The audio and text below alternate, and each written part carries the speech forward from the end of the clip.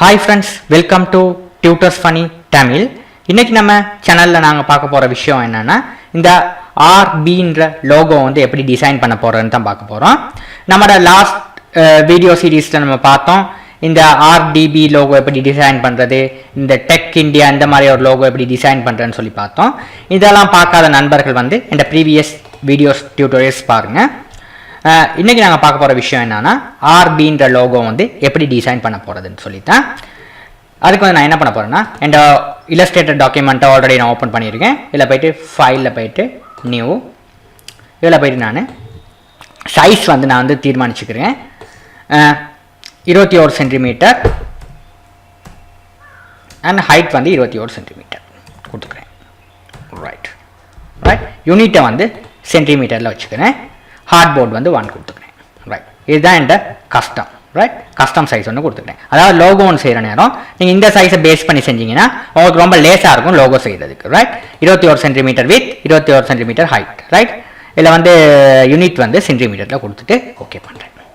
Right, பார்த்தீங்கன்னா நல்லாயிருக்கு. இந்த சைஸ் வந்து உங்களுக்கு வித் வந்து 21 சென்டிமீட்டர், ஹைட் வந்து 21 சென்டிமீட்டர். ரைட், இப்போ நான் என்ன பண்ண போகிறேன்னா இந்த லோகோ டிசைன் பண்ண போகிறேன். அது ரொம்ப ஈஸியான வழி. இதில் போய்ட்டு டெக்ஸ்ட் டூல், அதாவது டி ப்ரெஸ் பண்ணிவிட்டு இதில் எழுதுறீங்க. இதில் வந்து நான் கொஞ்சம் சைஸை வந்து நான் வந்து கூட்டிக்கிறேன். 125 மாதிரி நான் கொடுத்துக்கிறேன். கொடுத்துட்டு ஓகே பண்ணுறேன். கர்சர் வந்து பெருசாகிடுச்சு. ரைட், இப்போ நான் வந்து என்ன பண்ண போகிறேன்னா RB கேபிட்டல் ஆரை கொடுத்து பி கொடுக்குறேன்.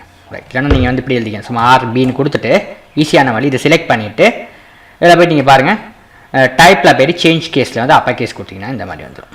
ரைட், இப்போ வந்து இதில் ஃபாண்ட் ஸ்டைலை வந்து மாற்றிக்கிறேன். ரொம்ப ஈஸியாக இதில் வந்து கொடுத்து மாற்றிக்கிறேங்க. சைஸ் கொடுக்குறேன். நான் ஃபாண்ட் ஸ்டைல் வந்து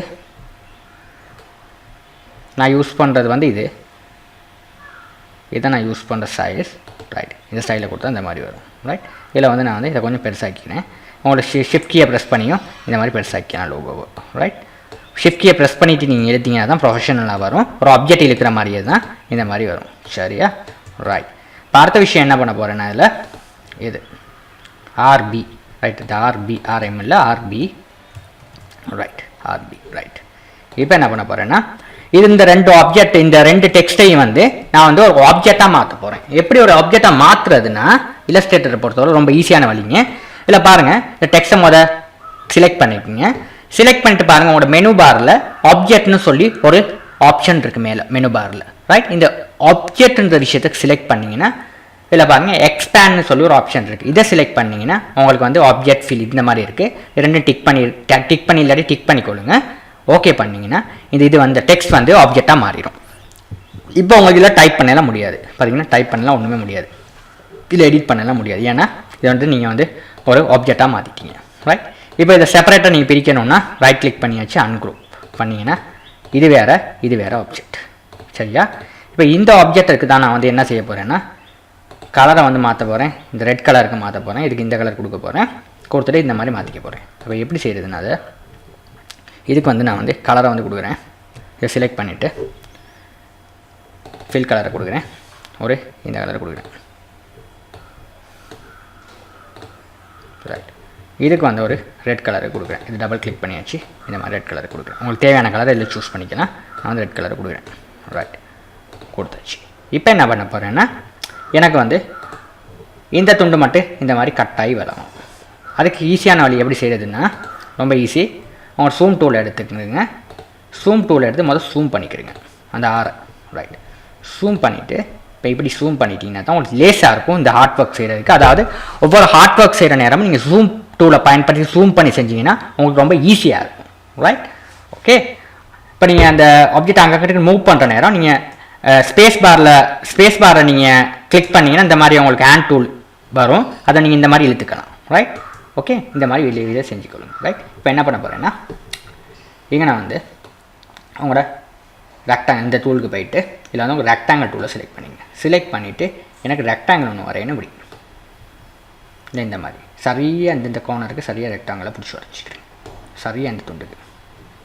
ரைட், இப்படி வரைஞ்சிட்டிங்கன்னா பார்த்தீங்கன்னா கண்ணாக்கா இருக்குது. இல்லை அப்படி உங்களுக்கு வரைய கஷ்டமாக இருந்துச்சுன்னா நீங்கள் என்ன பண்ண போகிறீங்கன்னா இதை வந்து நான் அன்டூ பண்ணிக்கிறேன். இதில் போய்ட்டு கண்ட்ரோல் கீபோர்டில் கண்ட்ரோல் ஆரை ப்ரெஸ் பண்ணிங்கன்னா ரூலர் வரும். கண்ட்ரோலோடைய கண்ட்ரோல் கீயோட ஆரை ப்ரெஸ் பண்ணால் ரூலர் வரும்.